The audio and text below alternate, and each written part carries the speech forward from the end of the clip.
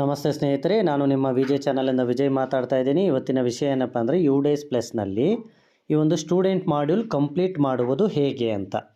ಈ ಒಂದು ಸ್ಟೂಡೆಂಟ್ ಮಾಡ್ಯೂಲ್ನ ನಾವು ಯಾವ ರೀತಿ ಕಂಪ್ಲೀಟ್ ಮಾಡಬೇಕು ಅಂತ ನಾವೇನು ಮಾಡಬೇಕು, ನಮ್ಮ ಮೊಬೈಲ್ನಲ್ಲಿ ಗೂಗಲ್ಗೆ ಹೋಗಿ UDays ಅಂತ ಟೈಪ್ ಮಾಡಿ UDays ಪ್ಲಸ್ ಅಂತ ಇಲ್ಲಿ ಫಸ್ಟ್ ಆಪ್ಷನನ್ನು ಆಯ್ಕೆ ಮಾಡ್ಕೋಬೇಕು. ಈ UDays ಪ್ಲಸ್ ಅಂತ ಆಯ್ಕೆ ಮಾಡ್ಕೊಂಡಾಗ ಇಲ್ಲಿ ಲಾಗಿನ್ ಫಾರ್ ಆಲ್ ಮಾಡ್ಯೂಲ್ಸ್ ಅಂತಿದೆ ನೋಡಿ ಸ್ನೇಹಿತರೆ. ಇಲ್ಲಿ ಸ್ಟಾರ್ಟಿಂಗಲ್ಲೇ ಲಾಗಿನ್ ಫಾರ್ ಆಲ್ ಮಾಡ್ಯೂಲ್ಸ್ ಅಂತಿದೆ ಅಲ್ವಾ.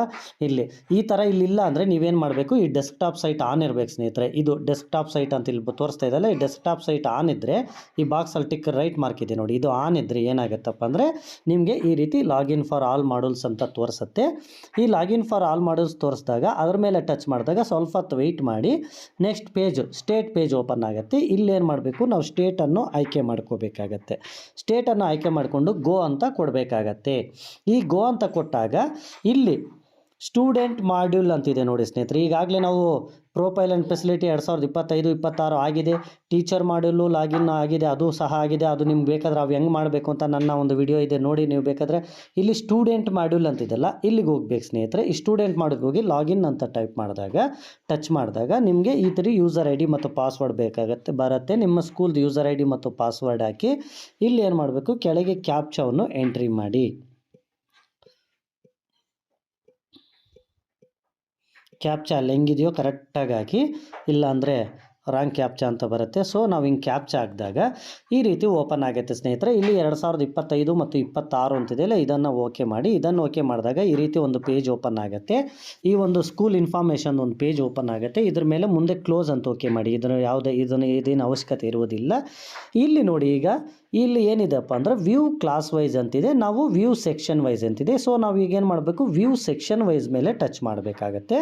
ವ್ಯೂ ಸೆಕ್ಷನ್ ಮೇಲೆ ಟಚ್ ಮಾಡಿದಾಗ classes first standard, second standard, third standard, fourth standard, fifth standard ಬರುತ್ತೆ. ಸೊ ಪ್ರತಿ ಸ್ಟ್ಯಾಂಡರ್ಡ್ದು ನೀವೇನು ಮಾಡಬೇಕು, ಇಲ್ಲಿ ಕೊನೆಯಲ್ಲಿ ವ್ಯೂ ಅಂತಿದೆ ಅಲ್ವಾ, ಈ ವ್ಯೂ ಮ್ಯಾನೇಜ್ ಅಂತಿದೆಯಲ್ಲ ಅದ್ರ ಮೇಲೆ ನೀವು ಟಚ್ ಮಾಡಬೇಕು. ಇಲ್ಲಿ ಫಸ್ಟ್ ಆಪ್ಷನ್ ವ್ಯೂ ಮ್ಯಾನೇಜು. ನನ್ನ ಹತ್ರ ಫಸ್ಟ್ ಸ್ಟ್ಯಾಂಡರ್ಡ್ ಯಾವೂ ಇಲ್ಲ, ಸೊ ನಾನು ಫಸ್ಟ್ ಸ್ಟ್ಯಾಂಡರ್ಡು ನನಗೆ ಇದು ಬರ್ತೈತೆ. ಇಲ್ಲಿ ಮತ್ತೆ ಇಲ್ಲಿ ಮೇಲೆ ಬ್ಯಾಕ್ ಅಂತಿದೆಯಲ್ಲ, ಈ ಬ್ಯಾಕ್ ಮೇಲೆ ಟಚ್ ಮಾಡಿ ನನಗೆ ಯಾವ ಕ್ಲಾಸ್ ಇದೆಯೋ ಆ ಕ್ಲಾಸ್ ಮಾಡ್ತೀನಿ. ನೀವು ಈ ರೀತಿ ಪ್ರತಿ ಕ್ಲಾಸು ಮಾಡಬೇಕು. ಫಾರ್ ಎಕ್ಸಾಂಪಲ್ ನಾನೀಗ ಥರ್ಡ್ ಸ್ಟ್ಯಾಂಡರ್ಡ್ ಮಾಡ್ತಾಯಿದ್ದೀನಿ.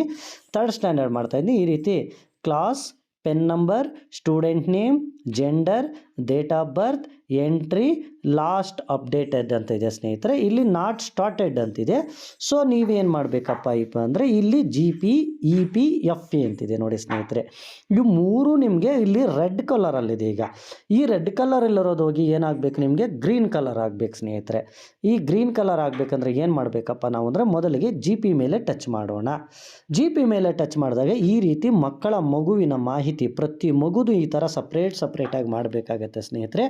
ಪ್ರತಿ ಮಗುದು ನೀವು ಡೀಟೇಲ್ಸು ಈ ಒಂದು ಓದಿಕೊಂಡು ನೀವು ಚೆಕ್ ಮಾಡ್ಕೋಬೇಕಾಗತ್ತೆ. ಪ್ರತಿ ಮಾಹಿತಿನೂ ಚೆಕ್ ಮಾಡ್ಕೋಬೇಕಾಗತ್ತೆ. ತಂದೆ ಹೆಸರು, ಮಗು ಹೆಸರು, ತಾಯಿ ಹೆಸರು, ಆಧಾರ್ ನಂಬರು ಪ್ರತಿಯೊಂದು ಕರೆಕ್ಟಾಗಿದ್ದರೆ ನೀವೇನು ಮಾಡಬೇಕು, ಕೆಳಗೆ ಸೇವ್ ಅಂತಿದೆ ಸ್ನೇಹಿತರೆ. ಆ ಸೇವ್ ಮೇಲೆ ಟಚ್ ಮಾಡಿದಾಗ ನೀವೇನಾಗುತ್ತೆ, ನೆಕ್ಸ್ಟು ಸೇವ್ ಕೊಡಬೇಕು. ಇಲ್ಲಿ ಆ ಸೇವ್ ಕೊಟ್ಟ ಮೇಲೆ ಜನರಲ್ ಡಾಟಾ ಅಪ್ಡೇಟೆಡ್ ಸಕ್ಸಸ್ಫುಲಿ ಅಂತ ಬಂತು, ಕ್ಲೋಸ್ ಕೊಡಬೇಕು. ಈಗ ಕ್ಲೋಸ್ ಕೊಟ್ಟಾಗ ನೆಕ್ಸ್ಟ್ ಪೇಜ್ ನಾವೇನು ಮಾಡಬೇಕು, ಇಲ್ಲಿ ನೆಕ್ಸ್ಟ್ ಪೇಜ್ ಓಪನ್ ಆಗಬೇಕಂದ್ರೆ ಇಲ್ಲಿ ಕೆಳಗೆ ನೆಕ್ಸ್ಟ್ ಅಂತಿದೆಯಲ್ಲ, ನೆಕ್ಸ್ಟ್ ಮೇಲೆ ಟಚ್ ಮಾಡಿ. ಈ ನೆಕ್ಸ್ಟ್ ಮೇಲೆ ಟಚ್ ಮಾಡಿದ ಮೇಲೆ ಈಗ GP ಮುಗೀತು, EP ಬಂತಿದ್ದು. ಇದು GP ಮುಗೀತು. ನೆಕ್ಸ್ಟ್ ಕೊಟ್ಟಾಗ EP ಬರುತ್ತೆ.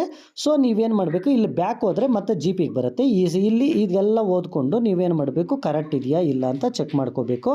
ಇಲ್ಲಿ ಕೆಲವು ಆಪ್ಷನ್ಸು ಖಾಲಿ ಇದೆ, ಸೊ ನಾವು ಎಂಟ್ರಿ ಮಾಡಬೇಕಾಗತ್ತೆ. Class, section, roll number entry ಮಾಡಬೇಕಾಗತ್ತೆ. ಮತ್ತು whether admitted under the section no ಅಂತ ಕೊಡಬೇಕಾಗತ್ತೆ ಇಲ್ಲಿ. ಮತ್ತು ಕೆಲವು ಆಪ್ಷನ್ಸ್ ಎಲ್ಲ ತುಂಬಬೇಕಾಗತ್ತೆ. ಒಂದು ವೇಳೆ ತುಂಬಿಲ್ಲ ಅಂದರೆ ಇಲ್ಲಿ ನೀವು ಸೇವ್ ಕೊಟ್ಟಾಗ ಏನಾಗುತ್ತೆ, ಅದು ಮತ್ತೆ ನಿಮಗೆ ರೆಡ್ ಮಾರ್ಕಲ್ಲಿ ತೋರಿಸುತ್ತೆ. ಸೊ ಮತ್ತು ನಾವು ಏನು ಮಾಡೋಣ, ಸೇವ್ ಕೊಡೋಣ. ಸೇವ್ ಕೊಟ್ಟಾಗ ನೋಡಿ, ಎನ್ರೋಲ್ಮೆಂಟ್ ಡಾಟಾ ಸೇವ್ಡ್ ಸಕ್ಸಸ್ಫುಲಿ ಅಂದರೆ EP ಡಾಟಾ ಸಕ್ಸಸ್ಫುಲಿ ಸೇವ್ ಆಯಿತು. ಇಲ್ಲೇ ನೆಕ್ಸ್ಟ್ ಕೊಡಿ ಸ್ನೇಹಿತರೆ. ಇಲ್ಲೇ ನೆಕ್ಸ್ಟ್ ಕೊಟ್ಟಾಗ ಮತ್ತೆ ನಿಮಗೆ ನೆಕ್ಸ್ಟ್ ಪೇಜ್ FE ಅನ್ನೋದು ಓಪನ್ನು ಆಗತ್ತೆ ಸ್ನೇಹಿತರೆ. ಇಲ್ಲೂ ಸಹ ಈಗ FE ತಾನೇ ಓಪನ್ ಆಗಿದೆ. ಈಗ ಈ FE ಅಂದರೆ ಫೆಸಿಲಿಟೀಸ್ ಅಂತ ಬರುತ್ತೆ ಸ್ನೇಹಿತರೆ. ಈ ಒಂದು ಫೆಸಿಲಿಟೀಸ್ಗೆ ಸಂಬಂಧ ಹಾಗೆ ನಮ್ಗೆ ಏನೇನಿದೆಯೋ ಎಲ್ಲ ತುಂಬಬೇಕಾಗತ್ತೆ. ನಾವು ಸಹ ಇಲ್ಲಿ ಸೇವ್ ಕೊಡಬೇಕಾಗತ್ತೆ. ಸೇವ್ ಕೊಟ್ಟಾಗ ನೋಡಿ, ನಾನು ಕೆಲವು ಆಪ್ಷನ್ಸು ನಾನು ತುಂಬಿಲ್ಲ. ಸೊ ಅದಕ್ಕೆ ನನಗೇನಾಗ್ತಿದೆ, ಇದು ರಿಕ್ವೈರ್ಡ್ ಅಂತ ಬರ್ತಾಯಿದೆ. Whether facilities provided to the student, yes yes ಕೊಡಬೇಕು ಸ್ನೇಹಿತರೆ. ಏನೇನು ಫೆಸಿಲಿಟೀಸ್ ಕೊಟ್ಟಿದ್ರಿ? ಪ್ರೀ ಟೆಕ್ಸ್ಟ್ ಬುಕ್ಕು ಮತ್ತು ಪ್ರೀ ಯೂನಿಫಾರ್ಮು, ಮತ್ತೇನು ಕೊಟ್ಟಿದ್ರಿ? ಇಷ್ಟು ನಮ್ಮ ಸ್ಕೂಲಲ್ಲಂತೂ ಇವಿಷ್ಟು ಕೊಟ್ಟಿದ್ದೀನಿ. Free text book, free uniform. Next, whether student has been screened the specific learning disability? No. ಅಂದರೆ ಸ್ಪೆಸಿಫಿಕ್ ಇದು ಇವ್ರಿಗೆ ಅಷ್ಟೇ ಬರ್ತದೆ ಸ್ನೇಹಿತರೆ. ಈ ಒಂದು ದಿವ್ಯಾಂಗ ಮಕ್ಕಳು ಇರ್ತಾರಲ್ಲ ಅವ್ರಿಗಷ್ಟೇ ಈ ಆಪ್ಷನ್ ಓಪನ್ ಆಗುತ್ತೆ. ಎಸ್ ಹಾಕಿದ್ರೆ ಇಲ್ಲಿ ಕೆಳಗಿದಾವಲ್ಲ ಅವು ಹಾಕಬೇಕಾಗತ್ತೆ.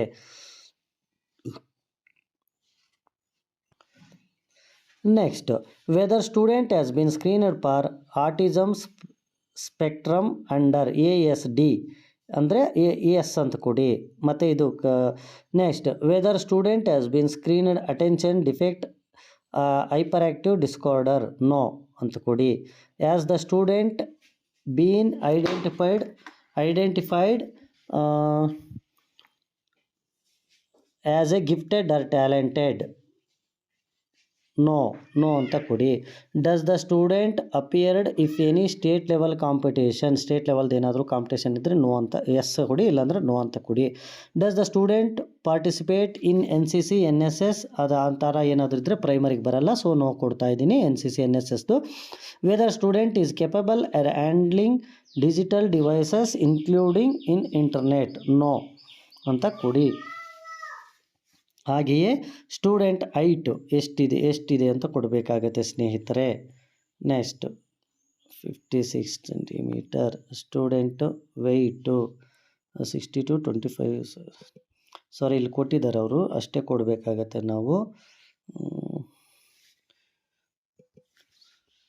ಸ್ಟೂಡೆಂಟ್ ವೆಯ್ಟ್ ಎಷ್ಟಿದೆ ಅಂತ ಹಾಕಬೇಕಾಗತ್ತೆ ನಾವು. ವೆಯ್ಟ್ ಎಷ್ಟಿದೆ ಅಂತ ಸಹ ಹಾಕಬೇಕಾಗತ್ತೆ. ಹೈಟ್ ಎಷ್ಟಿದೆ ಸೆಂಟಿಮೀಟರ್ಸಲ್ಲಿ ಹಾಕಬೇಕು, ಇದು KGSಲ್ಲಿ ಹಾಕಬೇಕು. Approximate distance student residence to school? ಎಷ್ಟು ರೆಸಿಡೆನ್ಸ್ ಸ್ಕೂಲು ಎಷ್ಟಿದೆ? More than 5 kilometers residence school ಸ್ನೇಹಿತರೆ. ಅದೇ ರೀತಿ completed higher education level of mother, father or legal? Primary ತಂದೆ ತಾಯಿದು ಎಷ್ಟುವರೆಗೂ ಆಗಿದೆ ಅಂತ. ಸೊ ನಾವೇನು ಮಾಡಬೇಕು, ಈ ಆಪ್ಷನ್ಸ್ ಎಲ್ಲ ಆಗಿದ ತಕ್ಷಣ ನಾವೇನು ಮಾಡಬೇಕು, ಸೇವ್ ಕೊಡಬೇಕಾಗತ್ತೆ.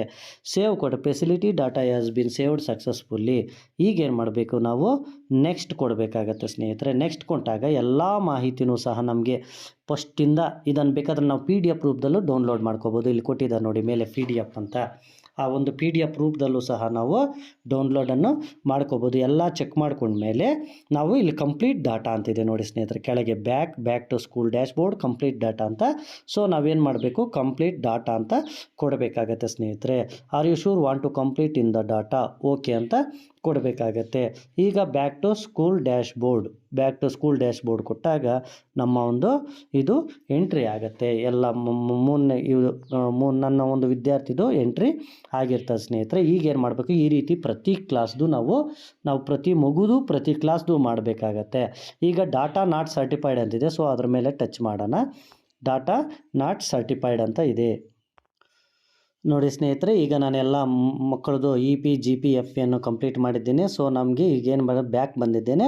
ಮತ್ತು ನೀವು ಬ್ಯಾಕ್ ಬಂದಾಗ ವ್ಯೂ ಸೆಕ್ಷನ್ ವೈಸ್ ಅನ್ನೋ ಆಪ್ಷನನ್ನು ತೆಗೆದುಕೊಳ್ಳಿ. ಒಂದು ನೆನ್ಪಿಟ್ಕೊಳ್ಳಿ, ನೀವು ಸ್ಟೂಡೆಂಟ್ ಪ್ರೋಗ್ರೆಷನ್ ರಿಪೋರ್ಟ್ ಕಂಪ್ಲೀಟ್ ಮಾಡಿದರೆ ಅಷ್ಟೇ ಇಲ್ಲಿ ಸ್ಟೂಡೆಂಟ್ ಪ್ರೋಗ್ರೆಷನ್ ಆ್ಯಕ್ಟಿವಿಟಿ ಇದೆಯಲ್ಲ, ಈ ಪ್ರೋಗ್ರೆಷನ್ ಆ್ಯಕ್ಟಿವಿಟಿ ಕಂಪ್ಲೀಟ್ ಮಾಡಿದರೆ ಅಷ್ಟೇ ನೀವು ಈ ಒಂದು EPGPFನ್ನು ಮಾಡೋಕ್ಕಾಗತ್ತೆ.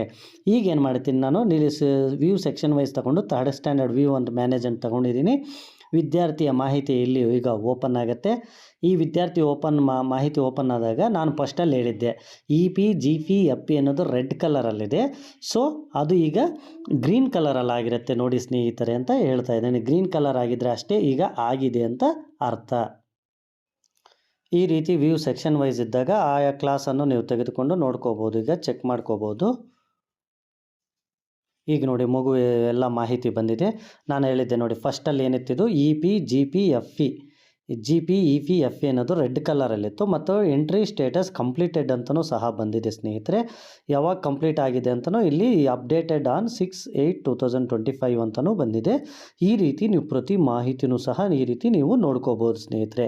ಇವೆಲ್ಲ ಆದಮೇಲೆ ಕೊನೆಗೆ ಡಾಟಾವನ್ನು ಸರ್ಟಿಫೈ ಮಾಡಬೇಕಾಗತ್ತೆ. ಅದನ್ನು ಆಪ್ಷನ್ ಬಿಟ್ಟಿರೋದಿಲ್ಲ ಸ್ನೇಹಿತರೆ. ಆಮೇಲೆ ಡಾಟಾ ಯಾವ ರೀತಿ ಸರ್ಟಿಫೈ ಮಾಡಬೇಕನ್ನೋದು ಸಹ ನಾನು ಆಪ್ಷನನ್ನು ಹೇಳ್ತೀನಿ. ಇದೇ ರೀತಿ ಇನ್ನೂ ಯಾವ ರೀತಿ ಮತ್ತೊಂದು ನೆನಪಿಟ್ಕೊಳ್ಳಿ ಸ್ನೇಹಿತರೆ.